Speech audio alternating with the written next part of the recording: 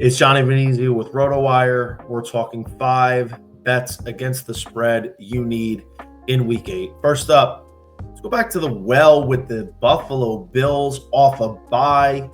Got beat real bad in Atlanta a couple weeks ago. They've had 2 weeks for some reflection and soul searching. They're laying 7 on the road at the Carolina Panthers. Sans Bryce Young. They will be starting the Red Rifle, Andy Dalton. Not sure if this is necessarily a downgrade, but in any case of the matter, I think Buffalo gets right here. Their run defense has been really bad in a lot of areas, especially tackling. But I think a lot of the attitude has been taken out because of the absence of Ed Oliver throughout the first month and a half of the season. But he's back. I think the Buffalo secondary is definitely a cause for concern, but I think they're going to be able to slow down the run with Rico Dowdle and Chuba Hubbard enough and force Andy Dalton to make some throws down the field. Now, I think Carolina could have some success, but ultimately I'm looking for Josh Allen, James Cook, and company to come out and set the tone, be like, hey, listen, daddy's home. I do feel like Buffalo's going to have a big performance here. And, look, they've obviously shown that they can do it in the regular season throughout the years in the Josh Allen era, and the postseason is really where they've got to take the next step. But this is a big win for morale because after what happened 2 weeks ago in Atlanta, Buffalo needs to come out and prove it to themselves again, be like, hey, we got this. This could gear up a lot of momentum for a big second half run in the AFC. I think Buffalo laying 7 points, even on the road at a Carolina team that's played, honestly, pretty solid, is fair. I'm ready to roll with the Buffalo Bills. I think they get right here.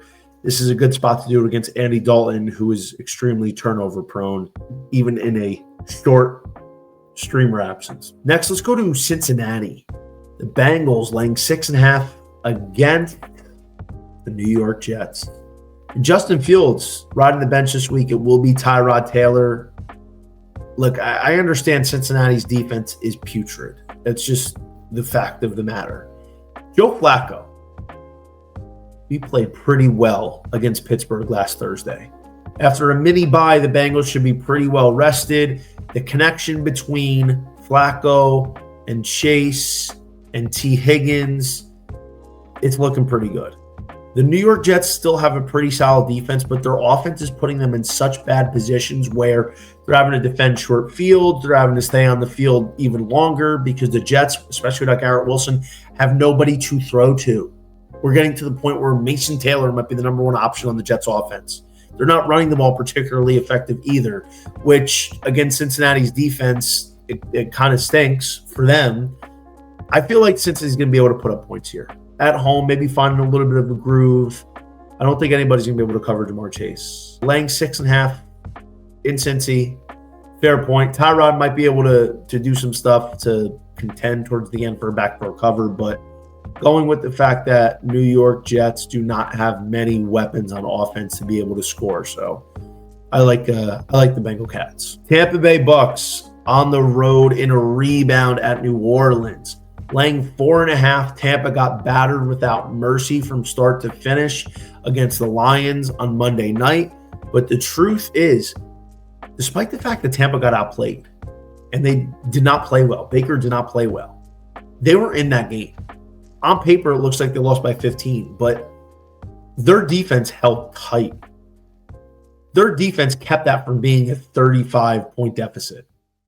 And if we're being honest, and I'm glad Baker Mayfield called out the officiating, it was terrible. There was about 3 or 4 key calls or non-calls that turned the game. And this might have been a one-possession game. I feel like Tampa Bay, who physically got imposed, is going to come out here and go nuts on New Orleans. That's just, I'm thinking Baker, competitive nature. Tampa needs to get back in the win column. I like the Bucks to get right here. I think Baker's going to have a big day, big prop tutty game. I like it a lot. Tampa, let's go. If you enjoy these videos, make sure you hit that like and subscribe button because right now, RotoWire is going to give you 15% off of any product on RotoWire.com. This includes our fantasy football rankings updated weekly. our monster behemoth prop picker tool, which gives you access to all the fantasy, the betting, the DFS on one screen. That's right. No more hopping around to 15,000 different books for the best of the number and the price. It's all on one screen. Happy times, happy trails to your old method, because the big dogs and the winners are using RotoWire's prop pick'em tool in 2025. And of course, the access to our excerpts for those tough Sunday morning start sit decisions. Use code YouTube15 at checkout. San Francisco 49ers. For the life of me, I promise you, Houston, I don't understand how they are favored this weekend. Houston had a disgusting, terrible game in Seattle, yet they're a 1.5 point favorite at home against the 49ers. Now, granted, I don't think the 49ers are that good. I think they're the worst 5-2 team I've ever seen. Easily could be 1 or 2 wins. A lot of injuries are killing them, but they're finding ways to win games. They're so much better in a lot of facets, but they're still an underdog. Makes no sense to me. And Houston might be without Nico Collins, who left with a concussion. I don't know. Did they acquire like vintage Steve Young in the past couple days and nobody knows about it? Like 1990 Steve Young? I don't think they did. I didn't hear anything about it. So why are they favored? I think this is either the biggest trap or the biggest freebie spot in all of betting, all time. I think San Francisco is going to win this game. I think they're better coached. I think they have better players. I think they have better schematics. They are more disciplined. I don't understand it. And by the way, just for all you prop bettors, it's National Tight End Week, National Tight End Day this week. George Kittle. Big bounce back after putting up a big fat goose. Kittle's probably getting in the end zone at least once, just as an FYI. Last but not least, New England, home to Cleveland, laying 7. Listen, I think New England is a good team. It's great to see the jump they've made. A lot of expectations on the Patriots, a lot of expectations on May. So far, they're taking this jump very well. I think their schedule has been soft, but they're doing what's been required and they're moving on along. In my opinion, this is a Cleveland Browns sell high spot. They played a walking corpse in a monsoon tornado. It was fun. It was great. It was cool to see Quinshon Judkins going off. The defense played great.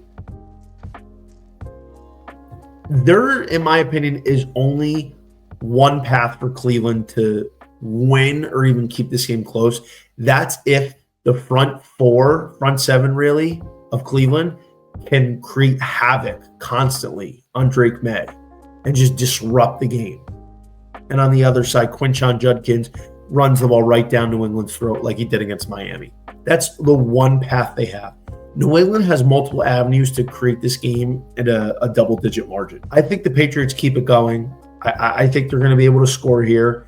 I think their defense is going to be able to hold down Dylan Gabriel and Quinshon Judkins and the Cleveland Browns offense, especially at home. I think the Patriots laying 7 is fair, and I'm going to go with New England here to close out my pick 5 for Week 8.